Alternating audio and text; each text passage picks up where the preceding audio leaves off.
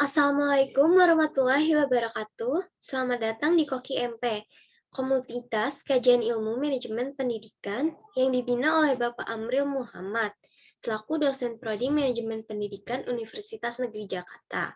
Pada video kali ini, saya akan menyampaikan materi mengenai marketing intelijen atau intelijen pemasaran yang bersumber dari buku Manajemen Pemasaran oleh Agustina Sinta. Selamat menyaksikan, semoga video ini bermanfaat. Pada dunia pemasaran, pasti sudah tidak asing dengan yang namanya intelijen pemasaran. Nah, apa sih intelijen pemasaran itu? Simak penjelasan berikut ini mengenai tugas dari intelijen pemasaran.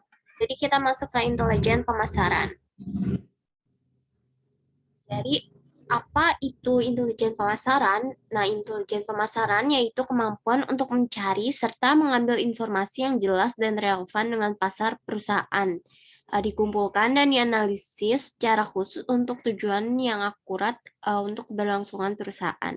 Nah, jadi intelijen pemasaran ini mengambil data dari sumber data yang berbeda-beda, seperti analisis web, intelijen bisnis, dari call center, dan data penjualan yang sering datang dari laporan yang terpisah dan dan menempatkan mereka di dalam suatu lingkungan yang tunggal. Nah, dalam rangka untuk mengumpulkan intelijen pemasaran, manajer pemasaran harus tetap berhubungan dengan buku-buku yang relevan, surat kabar, dan publikasi perdagangan, atau bisa juga dengan konsumen dari pesaingnya. Selanjutnya itu ada, apakah intelijen pemasaran itu penting? Nah, jadi intelijen pemasaran sangat penting diterapkan, apalagi jika memiliki pesaing lain yang lebih baik. Karena dengan mengumpulkan dan menganalisis data kontekstual tentang tren dan perilaku pelanggan dan industri, pemasar dapat memperoleh pemahaman holistik tentang apa yang berhasil dan tidak berhasil. Selain itu, intelijen juga memperbaiki tujuan perusahaan ke depannya. Nah, jadi pada masa ini di era intelijen, perusahaan yang benar-benar kompetitif akan menjadi semakin canggih dalam mengumpulkan dan memproses informasi untuk menghasilkan kecerdasan.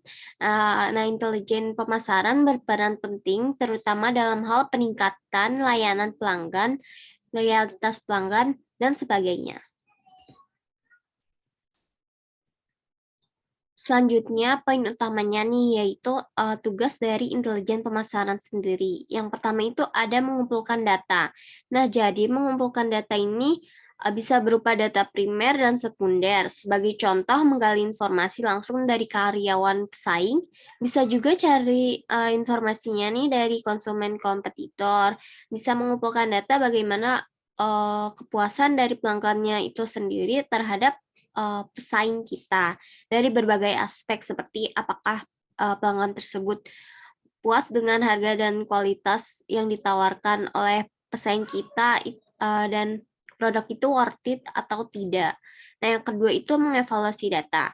Nah, hasil dari mendapatkan data tersebut selanjutnya dievaluasi apakah data tersebut real sesuai fakta di lapangan atau tidak. Nah, contohnya itu seperti pelanggan kurang puas dengan produk yang ditawarkan pesaing, tetapi produk pesaing itu masih laku di pasaran. Nah, ini harus dicek kebenaran datanya dan kenapa hal itu terjadi. Yang ketiga itu menganalisis data. Data yang didapatkan dijabarkan dengan jelas dengan menjelaskan alternatif-alternatif dari penjelasan data yang didapat. Nah, yang keempat itu ada menyimpan intelijen. Nah, ini berarti data yang sudah dianalisis dan diolah ini harus disimpan oleh orang yang tepat, agar jika dibutuhkan di masa yang akan datang mudah untuk mencarinya. Nah, yang terakhir ini ada menyebarkan intelijen.